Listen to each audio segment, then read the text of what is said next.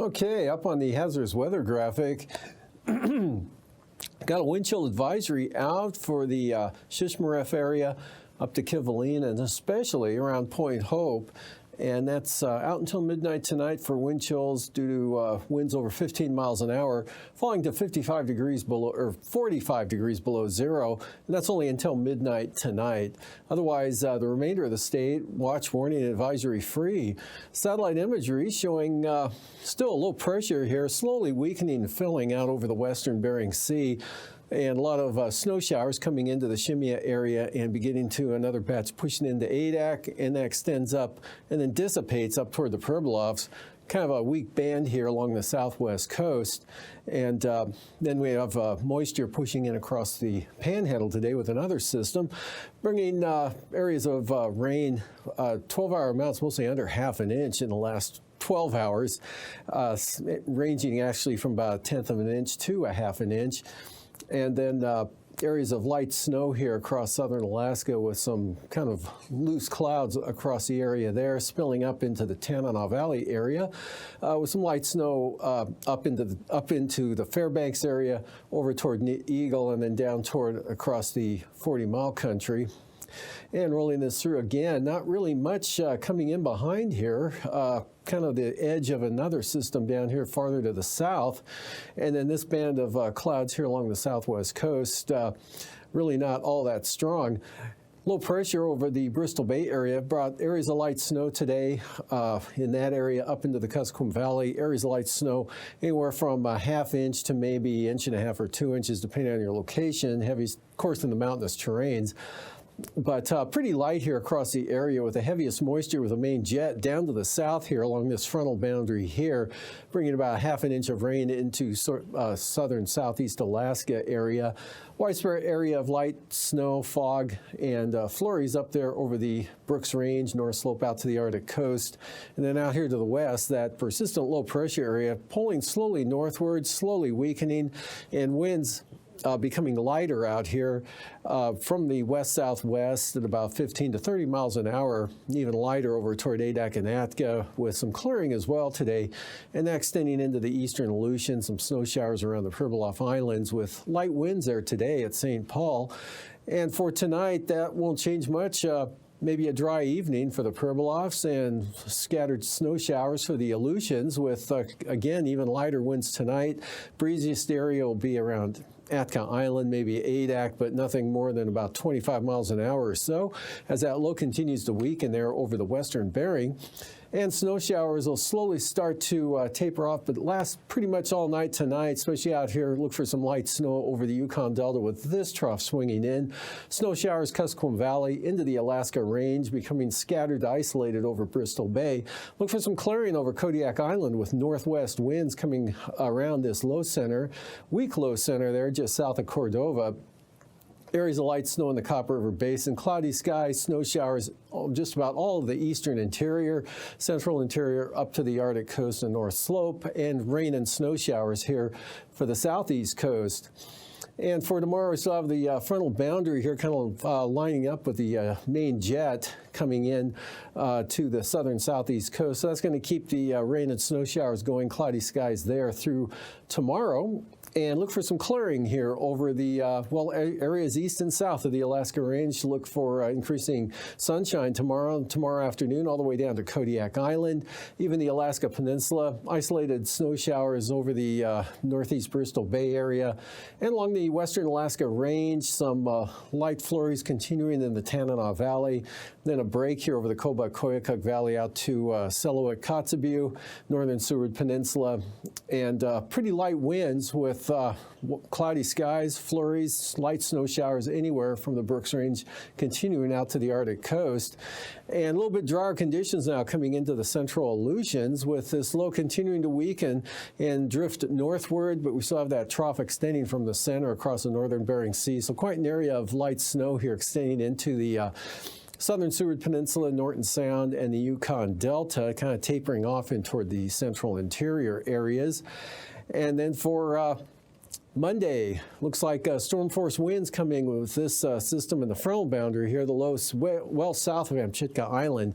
But look for 50-knot winds to come in advance of that front with a tighter gradient here into the Aleutians with snow changing to rain as warmer air rides in on those winds. Just some snow showers to the eastern Aleutians, mostly sunny Kuskokwim Valley, the Kuskokwim Delta, and maybe some clearing of the southern Kuskokwim Valley. McGrath-Nikolai on northward, still a chance of snow showers with mostly cloudy skies, and areas of low clouds, fog, and flurries for the north slope and the Arctic coast under basically weak high pressure up there. Breezy conditions, Seward maybe seeing gusts of 35 miles an hour out of the north, and gusty channeled winds there through the North Gulf Coast, Prince William Sound area, but light winds over Bristol Bay. But dry conditions, mostly sunny skies throughout the day for Monday, the way it looks at this point in time. Drying out also over the northern panhandle, rain and snow showers down to the south.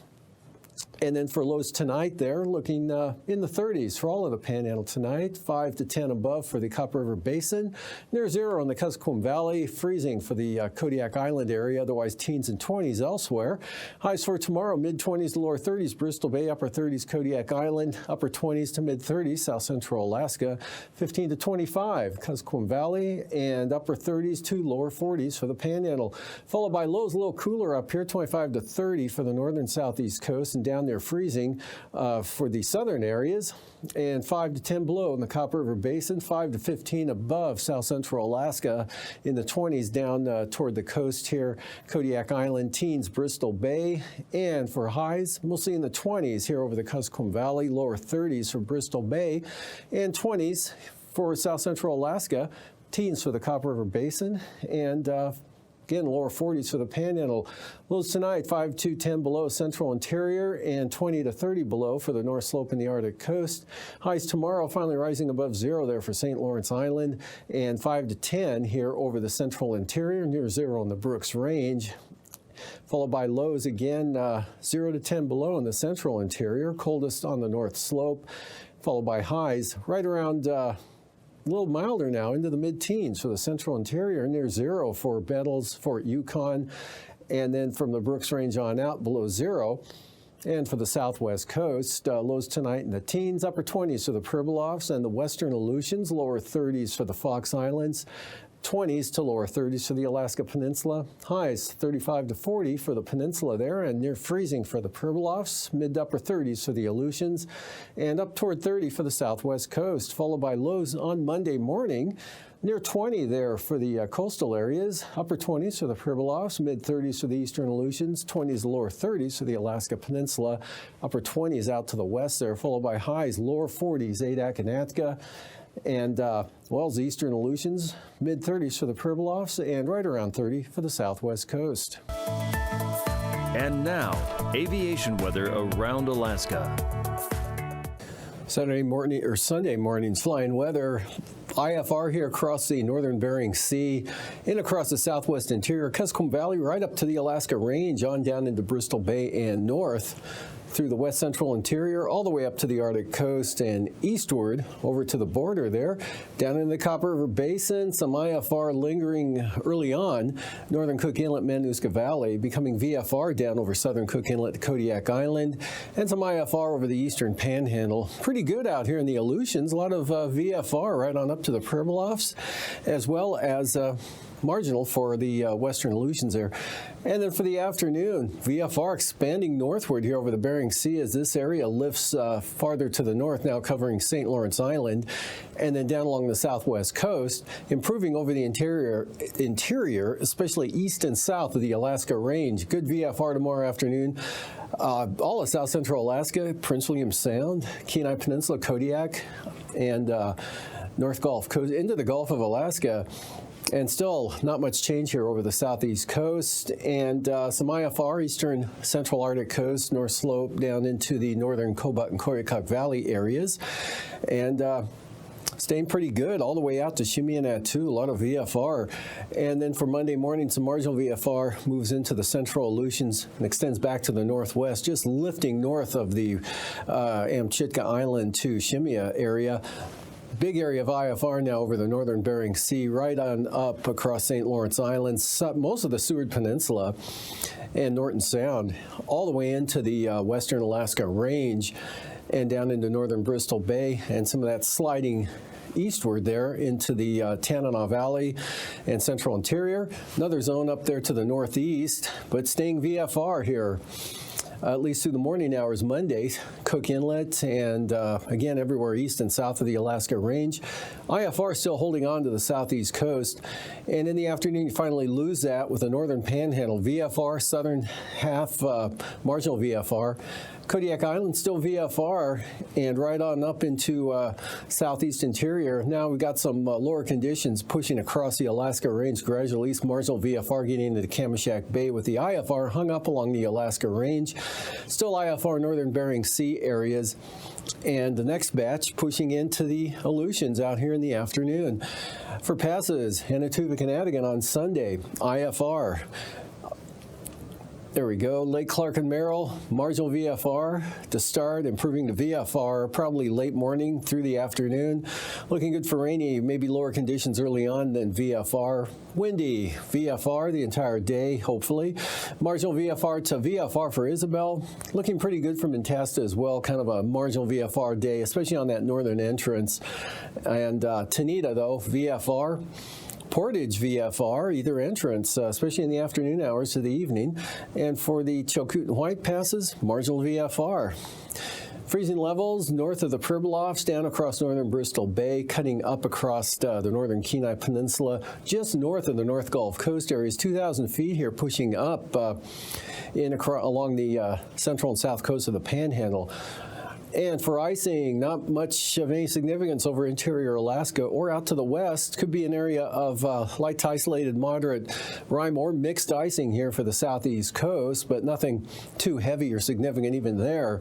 So moving on to the jet stream, pretty light winds out here over the Bering Sea. The main jet coming up off the chart here and staying south of the mainland area, about 160 knots, but right into the Panhandle, 170 knots out of the west and west-northwest.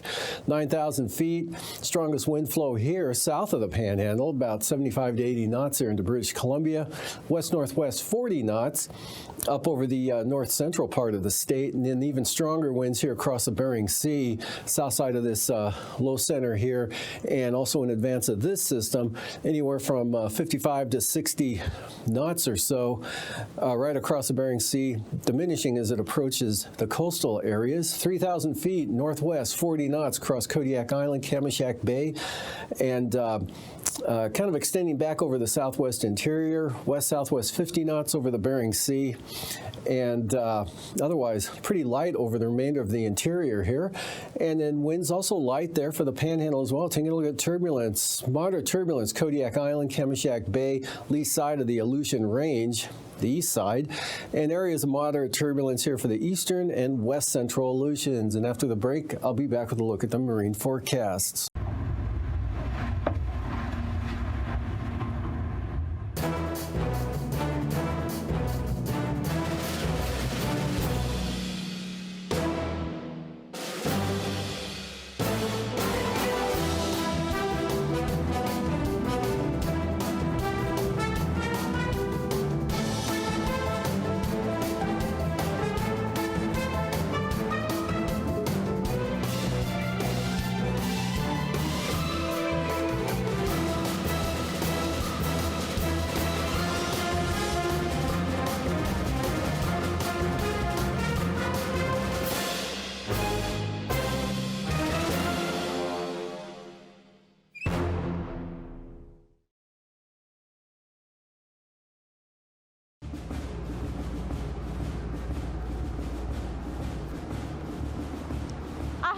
Cadets, and welcome to the Okeanos Explorer.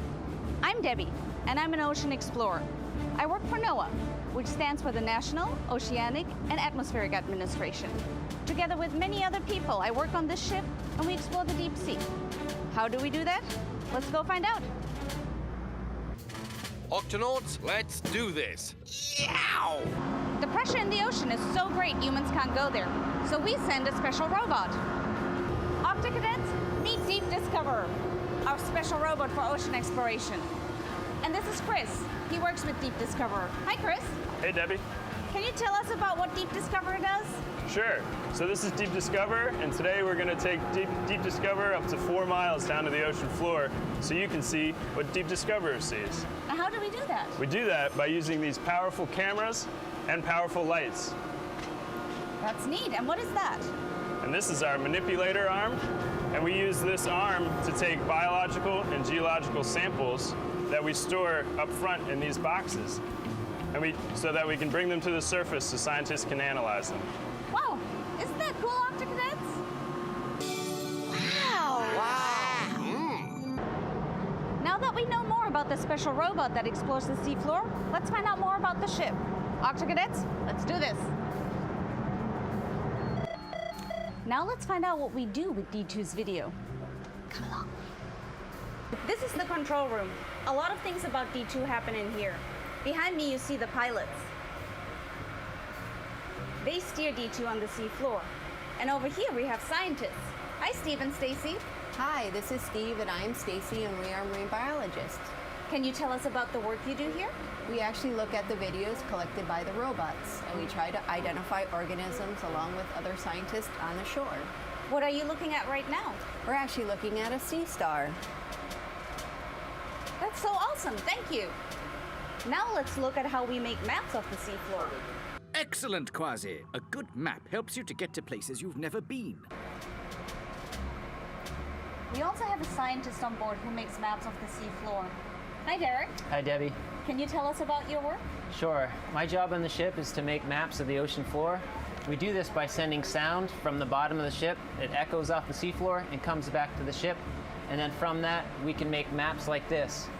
So this is what it would look like if you were able to drain the water out of the ocean and actually see what the landscape looked like down there. We use these maps to give the vehicles a place to dive, and they explore further, just like octonauts do. Status report, Dashi. We're right on course, Captain. So earlier we learned that D2 picks things up from the seafloor with his manipulator arm. Let's find out what we do with those samples. This is the wet lab, and Megan spends a lot of time here. Megan, can you tell us about your work? I am the sample data manager, so when the ROV comes up, we go out and we collect the samples from the ROV and we bring them in here. And we try to record as much information about them as possible, everything from the details about what they look like to the environment conditions where they were found. How cold was it, for example? Then we come in and we take imagery using this microscope, and we take pictures using this camera as well. And then after we get all the pictures taken and we're ready, we prepare them for shipping to other scientists and museums so more science can be done, such as the squat lobster, this cup coral as well. And what is that?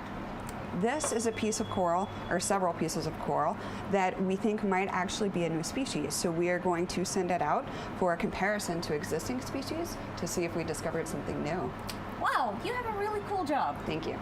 Fascinating. I've read about this, but I've never actually seen it. An important part of how we explore the ocean is keeping in touch with scientists and Octocadets on shore. Let's go see how we do that. Rosemary, could you tell the Octocadets a little about what that dish does? Sure. My name is Lieutenant Rosemary Abbott. I'm the operations officer aboard the Okeanos Explorer, and that is our VSAT. It stands for Very Small Aperture Terminal, and inside that satellite dome is a very powerful dish antenna that allows us to communicate with shore and share video in real time. The technology is called telepresence. Wow, that is so interesting. Thank you, Rosemary. Now I'm getting really hungry. Let's go to the kitchen and talk about food.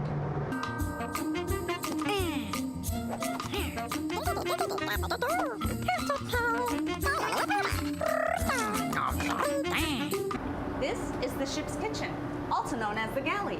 And this is Michael. Hi, Michael. Hi, Debbie. Michael is the chief steward on this ship, and he keeps 49 people fed for 3 weeks at a time. Michael, how do you do that? With a lot of care and with the help of 3 crew members. I have myself, the chief steward, a chief cook, and a second cook. And we just do it with a lot of love and care and make sure that everybody's happy and well fed.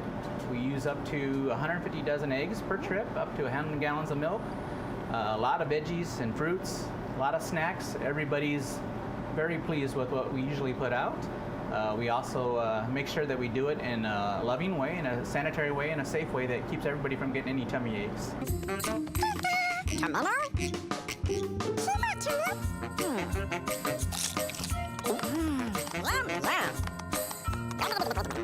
I'm about to enter the ship's bridge.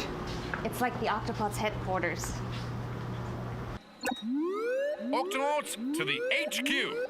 Ahoy, Captain. Ahoy, Debbie. Hi, Eric. Hello. Octocadets, meet Eric Johnson, the commander of the ship. Eric, can you tell us about what you do up here? Absolutely.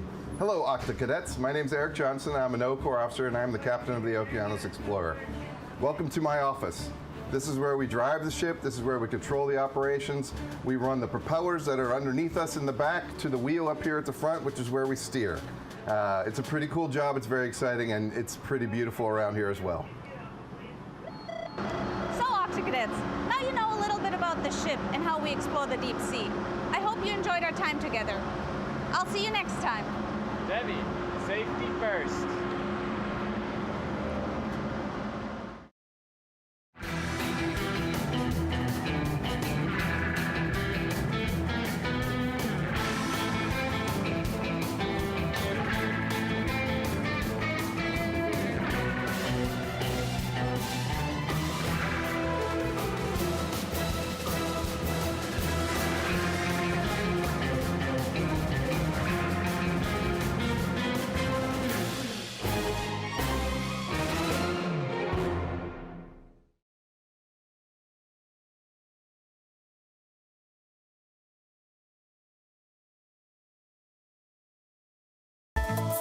And now, marine weather around Alaska. Coastal water forecast for the south coast here. West winds 20 knots for the day Sunday. Small craft advisories on the north coast, west winds 25 there. And for Lynn Canal Glacier Bay, south winds 10 knots, call it south at 15 for Stevens Passage, and then southeast at 10 for Clarence Strait. Outlook for Monday, small craft advisory, central and south coast, west winds 30 knots, seas up to 12 feet, west winds 20 knots on the north coast, and small craft advisories for the northern inner channels, north winds at 25 knots, small craft advisories, Stevens Passage, southeast winds 25 knots, and Clarence Strait, northwesterlies at 15. Prince William Sound, northwest winds 20 knots for Sunday. And Cook Inlet, northern Cook Inlet, north winds at 10 knots, and southern Cook Inlet here, small craft advisories northwest at 30 knots with 10-foot seas. And Kamishak Bay and the Barren Islands and western North Gulf Coast, all gale warnings out for those areas with west winds at 35 knots, seas 10 to 14 feet, and eastern North Gulf Coast, west winds 25 knots. And then for Monday, eastern North Gulf Coast, northwest, 30-knot winds there, northwest to 20 in Prince William Sound, seas down to 4 feet, west 25 for the western North Gulf Coast, and northwest winds 40 knots for the Barren Islands, west winds 30 knots Kamishak Bay, and for northern Cook Inlet, light variable winds, southern Cook Inlet, north at about 15. And for the Alaska Peninsula on Sunday, west to southwest winds 15 to 25 knots here with 7 to 10-foot seas. And Bristol Bay, west winds 15 knots. Kodiak Island, west winds 30 knots, probably some higher gusts, and seas up to 13 feet. Monday, west winds 20 to 30 knots, Kodiak Island. And then Bering Sea side of the Alaska Peninsula, gale warning, south winds 40 knots, seas 9 feet. Bristol Bay, south winds 20 knots with 5-foot seas. Eastern Aleutians tomorrow, south to southwest winds 20 to 30 knots. Adak and Atka, southwest at 20 to 25 knots. And from Kiska to Shemya, west winds at 20. And then for the day Monday, big increase in the winds here over the west central Aleutians. Even gales northeasterlies in the backside of that system for the far western Aleutians at 35 knots. But storm warnings here, Adak and Atka over toward, all the way to the eastern Aleutians. South winds 45 to 55 knots with seas running from 19 to almost 30 feet. And for the southwest coast Sunday, south winds at 20 knots. Southwest 30 knots for the Pribilofs, southeast 20 for St. Matthew Island, east winds at 25 knots for St. Lawrence Island, And then for the day on Monday, gale warnings developing here along the southwest coast from the south and southeast, coming up to 35 knots, southeast 35, St. Matthew Island. 45-knot winds for the Pribilofs right out of the south with seas building to 23 feet. Southwest winds 20 knots for St. Lawrence Island. And for the eastern Beaufort Sea coast tomorrow, kind of a variable wind direction, not all that strong, 10 to 15 knots. Light southwest breeze at 5 knots for the central coast, western Arctic coast northwest at 10. And then for the Chukchi Sea here, north to northwest winds, only 15 knots. And for the day on Monday, northeast winds 10 knots from Wales up to Cape Beaufort. Light northeast wind for the western Arctic coast and northwest at 10 for the central coast. And the east side there, eastern coastal areas, looking like west winds at 10 to 15 knots. For tonight, kind of a widespread area, cloudy skies, light snow and snow showers all the way from Cook Inlet, Copper River Basin, up through the west central interior to the Arctic coast. Some more snow with this trough here over the northern Bering Sea spilling into the Yukon Delta. Rain and snow showers continue tonight and tomorrow for the Panhandle. And beginning to clear out, look for some sunshine over south central Alaska, Susitna, Matanuska Valley, Bristol Bay to Kodiak Island. Still some snow mainly over the Yukon Delta to the Seward Peninsula. And a little bit into the interior here, but amounts pretty light. No change for the Arctic coast, drier for the Aleutians. And that ahead of the next big storm, bringing the storm force winds with gusts to 65 miles an hour into the central Aleutian areas, and increasing winds as well for the eastern Aleutians later in the day and evening, with warmer temperatures and winds spilling into the Pribilof Islands. Mostly sunny here across southern Alaska, cloudy with some snow showers north of the Alaska Range out to Norton Sound, all the way up to the Arctic coast, and improving over the northern Panhandle, but still a chance of moisture south. These forecasts are for planning purposes only. Call 1-800-WX-BRIEF for a formal pre-flight briefing. Always file a flight plan before you go flying. The U.S. Coast Guard Auxiliary urges you to leave a float plan with a friend or the harbor master before you go boating.